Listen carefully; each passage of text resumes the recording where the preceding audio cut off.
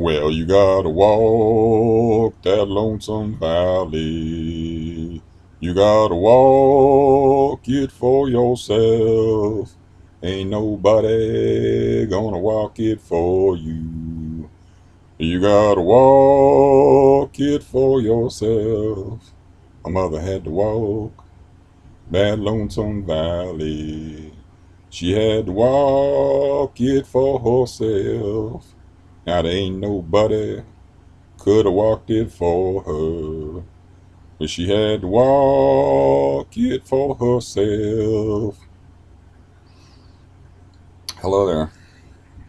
Well, that's Mississippi John Hurt. I'm terrible with lyrics. I wanted to sing, but I can never remember lyrics. I can't even remember the lyrics. I'm 50 years old. I can't remember the lyrics to Stairway to Heaven. I've heard it 1,000 times. I never can remember song lyrics. It's very strange. Anyways, uh, well, I am, let's see, about 10 and a half hours from my last dose. So I was feeling very edgy, very frustrated, and I was working on this project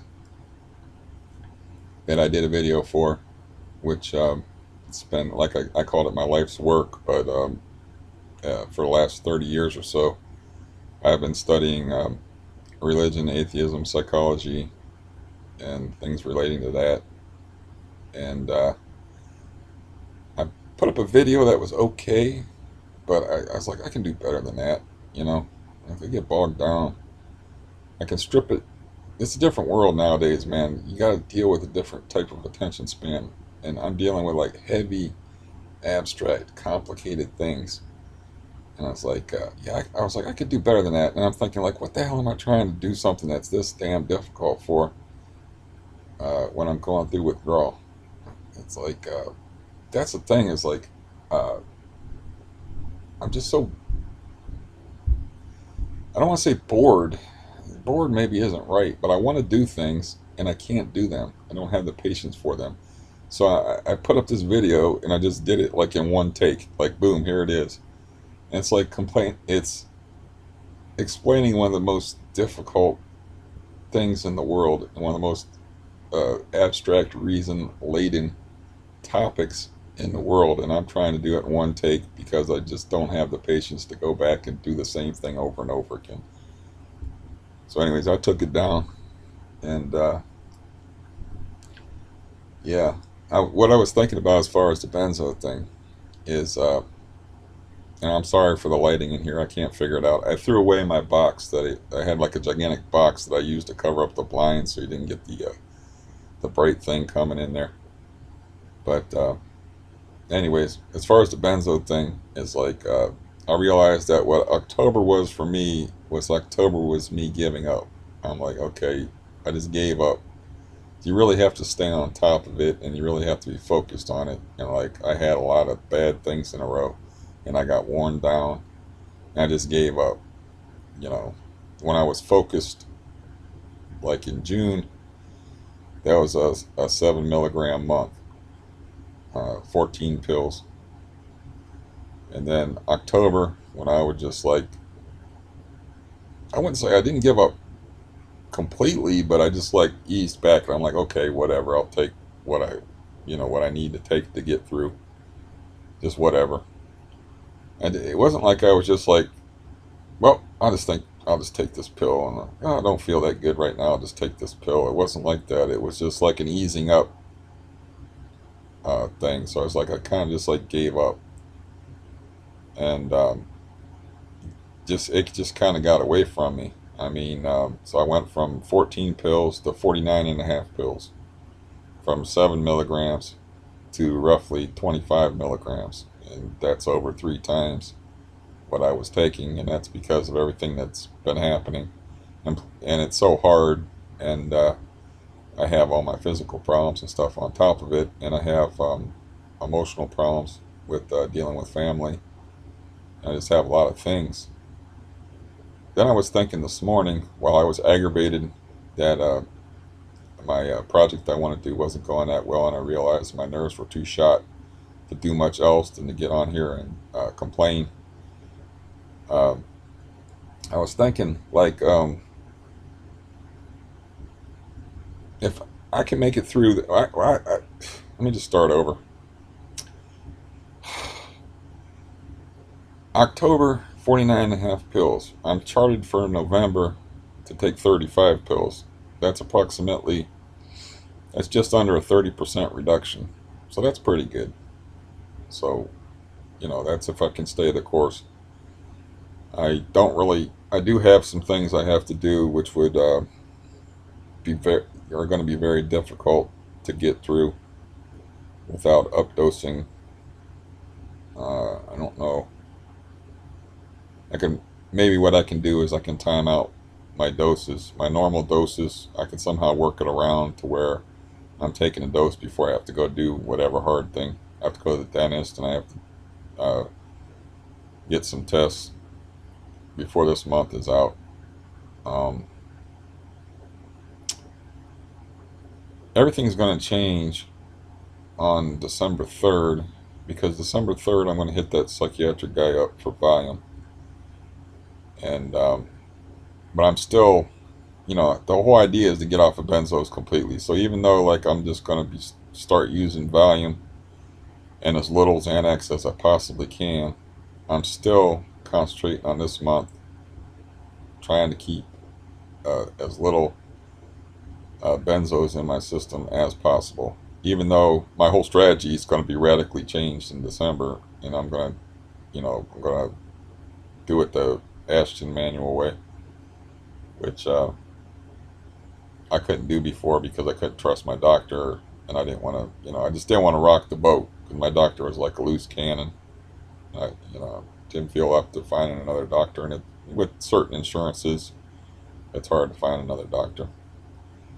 But yeah, I'm highly freaking agitated, and I don't feel good physically, and I'm generally unhappy. But I was thinking, like, if I can get through this, and when I get through to the other side, it's like maybe people that watch this will be like this dude is fucked up, man. He can't even pull his shirt down. He's got all these problems and stuff, and he managed to do it. And he seems to be a pretty flawed human being, and puts his pants on one leg at a time, the same as me, and therefore I can do it. So, even though this has been like not particularly smooth with me, maybe this actually is better for other people than me just like like I'm skipping across the field with flowers in my hair, like, oh, I'm done. 2 months, I'm out. I'm good to go. Instead of like me having all these problems and still beating it. I'm trying to have positive thoughts here. Help me out. I'm trying to have positive thoughts about, not being able to do even simple things. Uh, that like I could still get through this, um, even though I feel just wretched, and I just can't. I just don't seem to be able to do a lot of things to distract myself from uh, the withdrawal symptoms. And yeah, I can't imagine. I don't believe that I'm uh, addicted psychologically. I guess I have to use those two words together so people understand what I mean. I don't believe that I'm psychologically addicted to benzos, and I can't imagine how hard it would be to be for me to want to take those things and quit at the same time. I can't imagine how hard that would be because the physical dependence it's bad enough. That's like I told my psychiatric guy last time I saw him. I said I want to cut this off. I asked him for help, and I said I was wondering if you could help me with this because I don't believe I'm addicted uh, to benzos. I think I'm just physically dependent. I don't want to get to the point where I'm psychologically addicted. And I told him I picked up a cigarette off the road when I came in here. I said that's addiction, and he started laughing because he was a smoker. And he said, "Would you at least have a lighter?" And I was like, "No." And he said, "Well, doesn't that make it worse?" He started laughing hard. He's like, "Isn't that going to be worse?" And I said, listen, man, I can find somebody who will light that thing. So, anyways, I found like a cigarette about that big that was half smoked. You don't know if the person that smoked it before you has herpes or was a hooker and was sucking dick before, especially in that neighborhood, before the cigarette got tossed down. That's an addiction. You know, that's something that like I don't have any physical dependence on tobacco at all. But I had somebody come over here and borrow money off me last night. I'm like, I told him over the phone, man, bring me cigarettes. As soon as I talk to a smoker on the phone, I start thinking about smoking. So I'm saying that at least I'm only physically dependent. I'm not psychologically addicted. And it, you know, I know like what do they call it? Uh, Self-diagnosis or being honest with yourself can sometimes be tricky, but I'm hurting like a motherfucker right now. I'm just an unusual specimen because I've been through so much physical torture and so many horrible things that I can sit here and talk to you. And believe me, my head is not clear, and I'm screaming on the inside. But just because I've had so much experience with suffering with CRPS, you can look at me and say that, well, this guy's having trouble like being coherent and stuff, but he doesn't seem to be suffering too bad. That's just, you know, I just understand that screaming and crying and carrying on is just going to make me a lot worse. So I just don't do it. I just quash that, and I I've had so much experience with it. I lost my train of thought of whatever that had to do with whatever. But so I'm just going to start over and say that uh, shit. Yeah, this isn't good.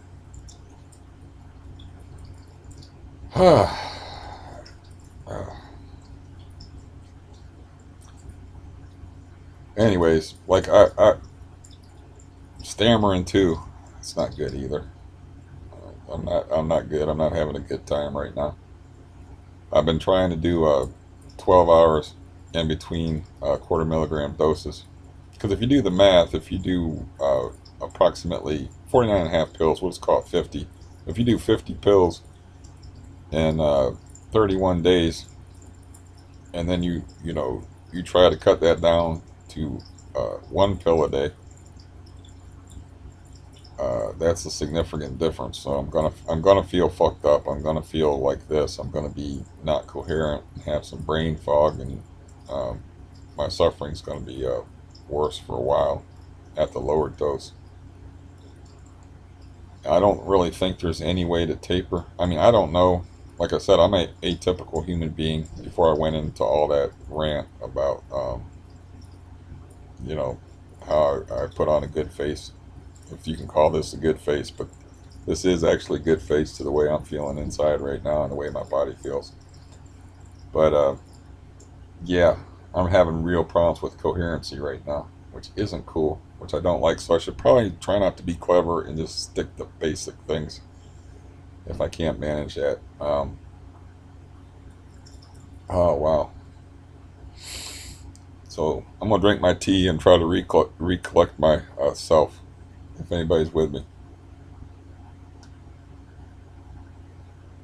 what I'm saying is, if I can get a 30% reduction in a month, that would be pretty good. And then in December, if I can get the guy to right volume, and I see no reason why I can't, I will be able to reduce even probably more drastically than 30%. I mean, the question is how far to push it, you know. I mean, they don't really, I don't know how much they know about this stuff, but say the state I'm in now, where I'm not making a whole lot of sense and I'm having trouble thinking and my brain's all foggy and stuff, is like, am I actually doing damage to myself right now by not taking that silly quarter milligram pill? I mean, there's really no hard data on that. So when you're tapering, the question in my mind is like, how, I figure you have to suffer some. You're going to feel a certain amount of discomfort, but how much discomfort is too much discomfort? You know, it's, I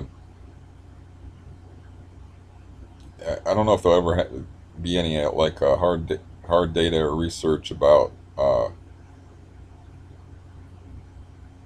um, the damage that benzos do to people that taper off them if they taper too rapidly, you know. And there's all that scary stuff out there about BWS, where it becomes a syndrome and goes on and on and on. It's like, am I doing that to myself right now?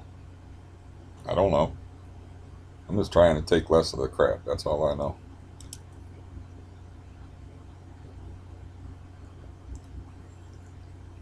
Um, but yeah, that's the two thoughts that I had before I got on here. Is um, I calculated on a pen and paper, like, you know, percentages. I'm like, well, that's about 30%. But I should have been able to do that in my head. But math, I'm terrible at math. But I was like, that'd be about a 30% reduction in dose in 30 days.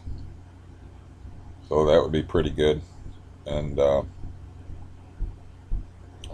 also thought, like, well, you know, maybe people will look at my videos, and I'm I pretty shameless type person. I have to be, I guess.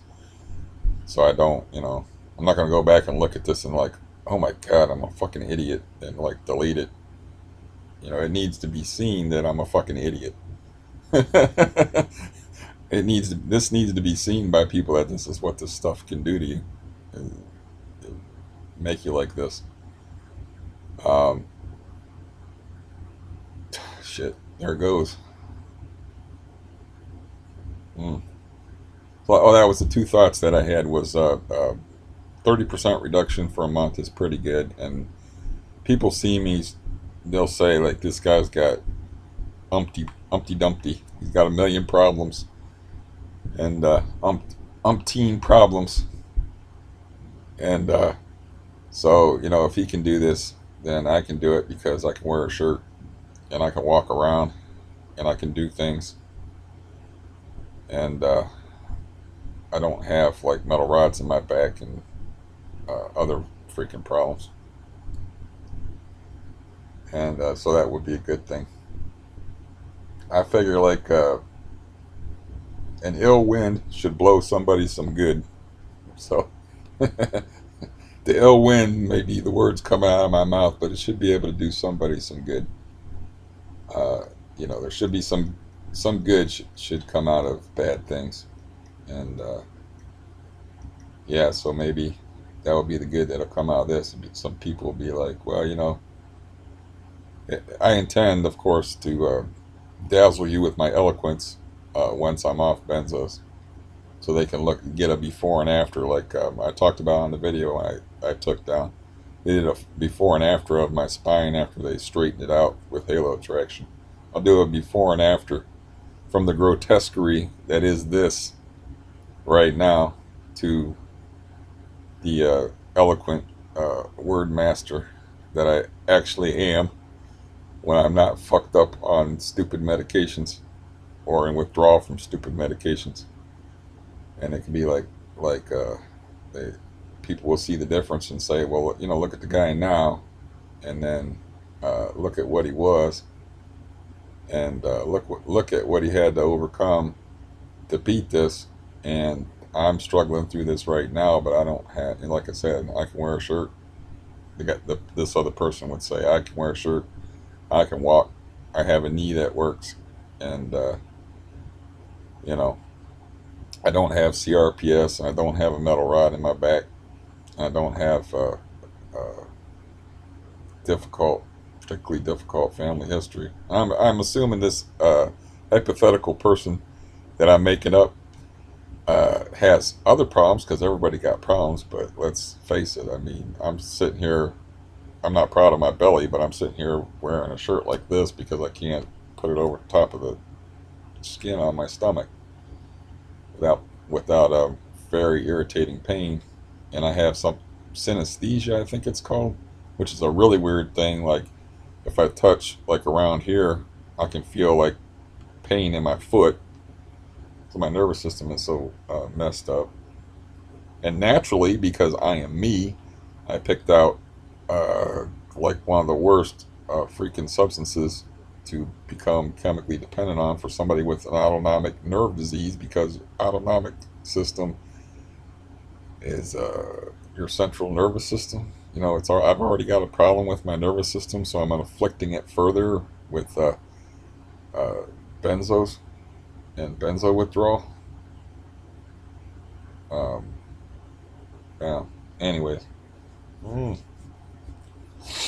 So this morning I did do a little work on my project, which is going to um, outline outline the things that I've learned through 30 years of research about the particular topic that I'm interested in the most and that I am uh, expert in. Um, but I have to be in a good enough state to do that. It's like I have to get there. And right now I'm like the oof. Right now is not good. But this morning I was actually okay. I hit some kind of wall or something a couple hours ago where I drank a couple cups of coffee, which probably didn't help matters. And then I kind of hit some kind of wall. You know, benzos, or I shouldn't say benzos. I should say Xanax wears off in about 4 to 8 hours, and I'm approaching um, the 11th hour off this. You know, that's the half life of it. The half life of it is right around 11 hours. So I don't know, man. What are we at? We're at 21 minutes. I don't know. I just like I said, I'm charting this, and I'm a fucking mess right now, man. Mm,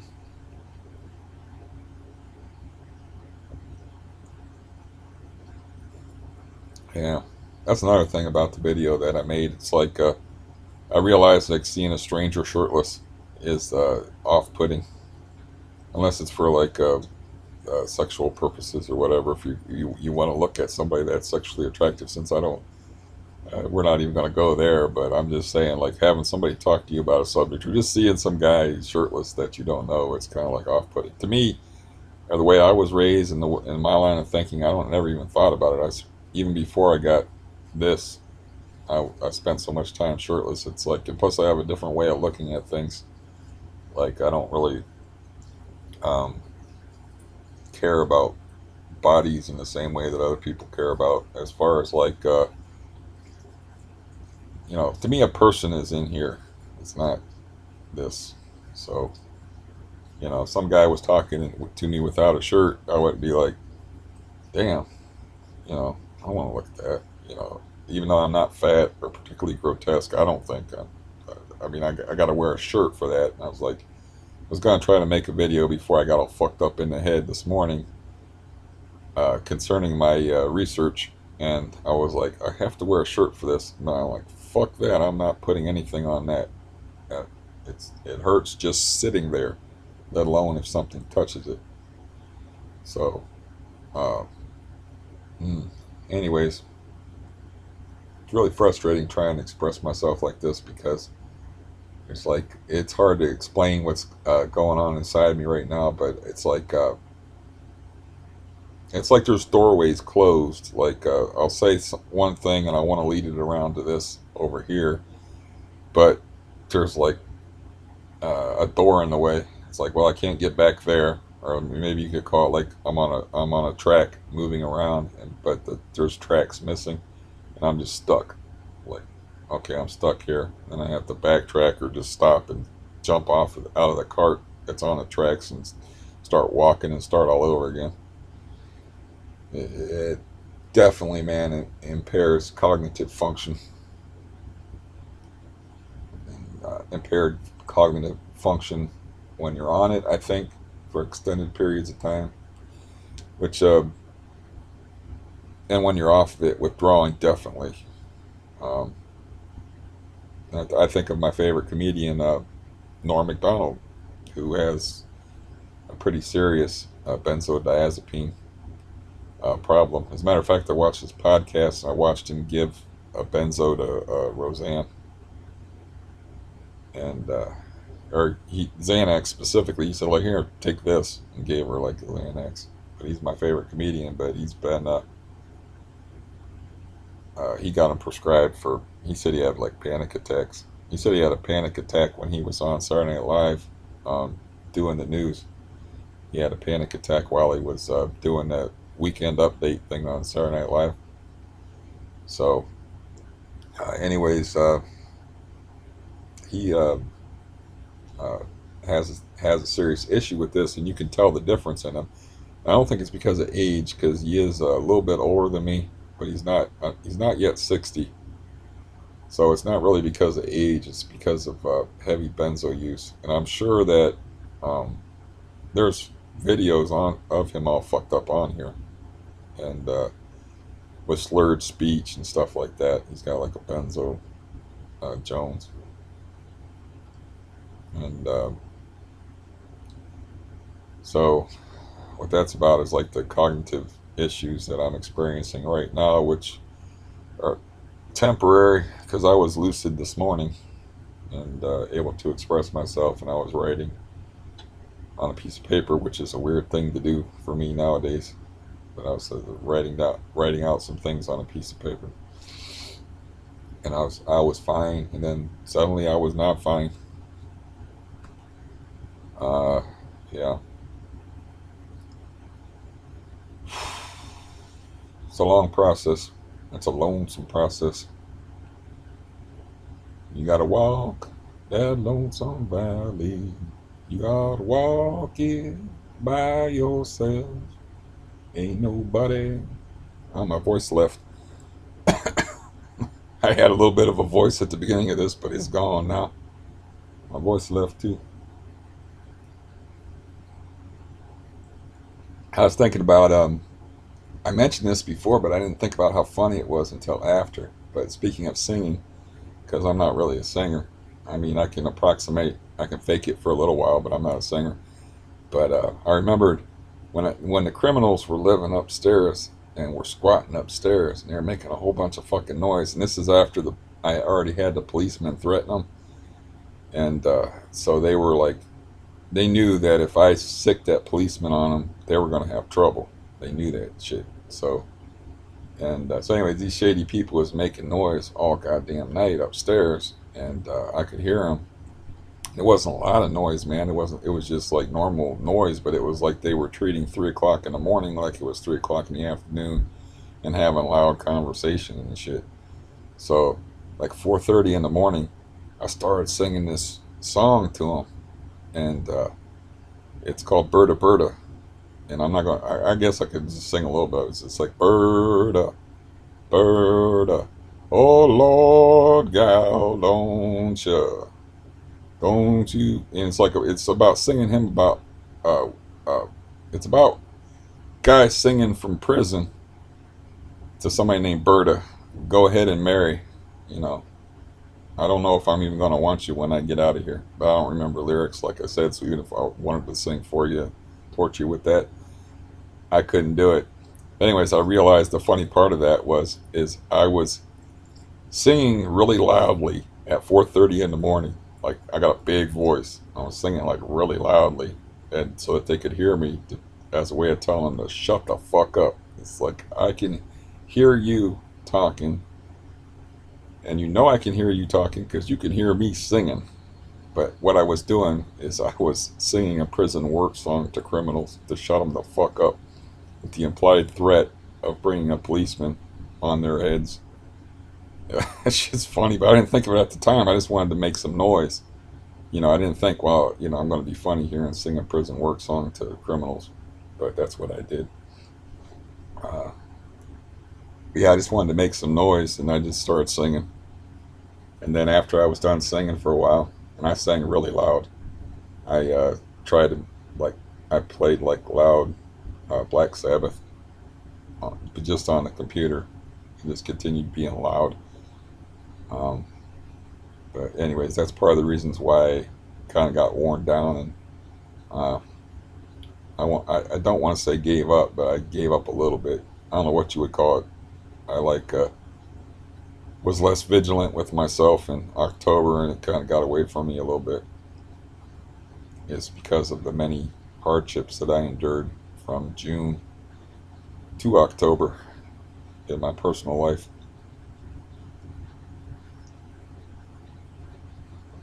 I'm a little bit shaky too. I haven't, because my leg is messed up and I can't walk. I've literally just been laying around. Uh, my ankle was less swollen, but my leg really hurts to walk on. I'm supposed to like be immobilized. I'm not supposed to walk on it at all, but I haven't been out of the house for, shit, I can't even remember, at least a week. I haven't been out of the house, and that's not good. The weather around here is shit, which doesn't help either. Had some wet snow this morning. It's been raining, and like we're gonna start having lows in the 20s, but it's been raining and between 30 and 45 degrees for a couple weeks here now, so it's really been bad, horrible weather. But part of that plays into it is like I need some place to go to get out of the house, but I don't really have. I have like one place I can go to here, and there's all kind of like that place is all in upheaval right now, so that's not a safe harbor for me to go and visit. And then I got all the family issues, and I don't have a whole lot of friends. I mean, I do have a guy that would probably get me out of the house if I asked him to, but I just don't feel like it. Um, I have a couple friends. I don't have a lot of friends, so I'm kind of like stuck because I can't go outside and just walk around the neighborhood because I got a bad leg. I can't like uh, travel even. I don't, I can't like go on a bus and go somewhere. And it's just I can't use my leg. I used it little while ago, like overused it, and it was really bad for a few days. So yeah, that's like I was talking about before in another video about how I'm trapped in my head for a while. I just don't have anything to distract me, and all I can do is pretty much talk, write, think. That's about it. And I try to get interested in TV show or TV series and binge watch a TV series, which I found something called Peaky Blinders, which has been doing the job in that regard. But it helps if you can find a show that you can get interested in. I'm not interested in too many. Uh, Not really a big TV guy. I lived the whole year of my life with no TV at all, no TV, no internet, no nothing. I mean, I'm talking nothing. It's and it kind of like they talk about cutting the cable or whatever. I really cut the cable because that just after that I was like, I don't really. TV has just got not to be part of my routine. The only reason I have like a dish TV right now is because I thought I had this guy that was going to come over and watch sports with me, but the friendship did not work out too good, or hasn't worked out too good so far. So that's the only reason I have it, is to watch sports. I don't really watch anything on the TV. I watch TV shows on the computer. Anyways, I don't know if I feel like I'm being boring now. Try not to be boring, but yeah, I don't. There's things that I can do, that I have hobbies that don't require me using my wretched knee, but it's really in my calf too. I mean, my calf looks like somebody hit it with a baseball bat for no reason. I don't even know what that's about. I mean, it's all bruised up. I mean, I didn't hit it on anything, but I had like a Baker's cyst behind my knee that burst, and I guess it went down into my calf or something. I don't know. I'll find out eventually, but my appointment's not till January 4th to even get anything done about that. And if I have to, I can go to my doctor and get steroids for it again. And that helped before, or get my knee shot up with cortisone or something. I can get the symptoms treated, but the symptoms are just going to keep coming back if the underlying cause isn't addressed. But anyways, the point being is like I have hobbies that don't require me to use my wretched knee, but I don't have the nerves or the patience or the wherewithal to do them. I don't want to play guitar with my hands shaking and do it badly. I don't want to do my video projects badly, and I don't want to read aloud, like narrate books, which I would love to do. I already do that badly when I'm not fucked up on benzos, or I'm not um, in withdrawal from benzos, which is what I meant by fucked up on benzos. But I don't do that well in any case. But it's just something I would like to do, and which is interesting that somebody thanked me for my audiobook I made, the Last Algonquin. Somebody thanked me for that. I think it's horrible. You know, the sound quality is bad. The narration is not great. I don't like it, but I left it up because occasionally somebody will thank me for doing it. So occasionally somebody will say, "What did your standard uh, internet isms like, what did you use to record this with, a potato?" You know. Anyways, I don't know if you can hear that in the background, all that water rushing, but I've kind of got. That's kind of. I guess that's not going to be a problem. That was a problem for me at first because I think I explained before, is like I've always lived in places with hanging ceilings, and I've always lived on the first floor, and I've had so many incidents with people screwing up on the second floor and putting water through my ceiling that I listen for that kind of noise, that water noise. Now they put that new pipe in there. That water noise is like several times a day, but I don't think it's going to be a problem. At first, I was thinking, ugh, I don't think it's going to be a problem. You're just conditioned, if you're living under those circumstances, to hear, uh, for a water catastrophe. And one time, I'll tell you, one time I was renting off these people. We'll just call them slumlords because that's pretty much what they were. They're nice people, but I mean, it was a slum. But the thing of it is I don't have a problem with that. If you're paying for what you get, I don't have a problem with that. When people use that term slumlord, if I was paying, get this, you're not going to believe this, I was paying $225 to live in this place, and all the bills were paid. I didn't have to pay any electric. I didn't have to pay any gas. I didn't have to pay nothing. Now this is in the early '90s, so you could put a dollar value on it. They only raised my rent to like I think 255. I started out at two and a quarter. Now how am I going to complain about people being slumlords if you get what you pay for, man? That's ridiculous. How would I complain? But you know they were acting like slumlords. We'll put it that way. They didn't want to pay. I can kind of understand that too because they didn't want to pay for a plumber. Because why the hell would you put all kind of money into a place when you got tenants living there for under $300 a piece? To keep the rent that low, you have to cut corners, I guess is a way to look at it. But anyways, I'm on the first floor. I got a hanging ceiling. On the second floor, the guy's got a clogged up sink. The other apartment next to him is empty. So what these guys did is they took a hose and they forced water, which they put the hose down the drain in this sink, and they clogged it up with a bunch of rags and held it down, and then turned on the hose and forced water down the drain to try to clear the drain.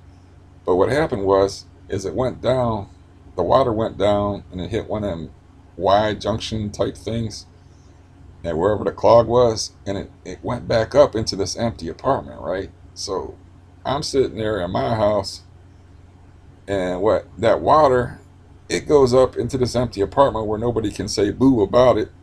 It flows up in their sink and backs up, and they're just forcing water there for like ever.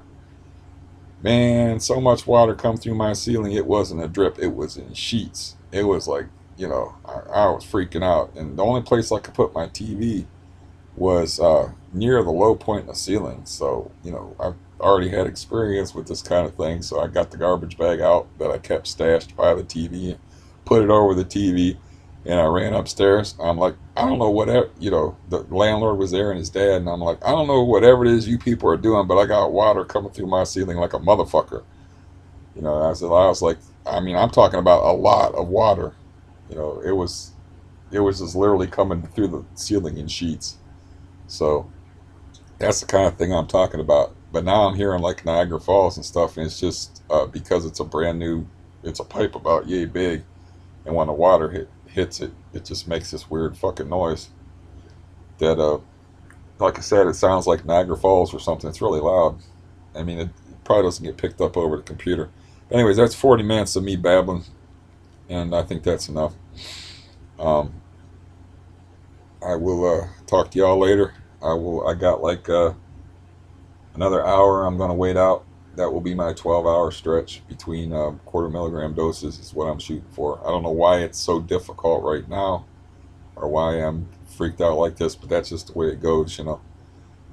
Sometimes, like I did it 16 hours one day, 13 hours, and it wasn't like this. I mean, I did more time between doses. I mean, recently, within the last week, and it wasn't like this, but now it's like this. So, but yeah, that's my goal is 12-hour stretches. So I got like 1 hour to go of this, of feeling like this, and you know, listening to the brontosaurus upstairs taking a leak. Anyways, I'll talk to you later. I'll watch this back and laugh at myself. And that will be 41 minutes of that hour killed. So take care of yourselves. Bye bye.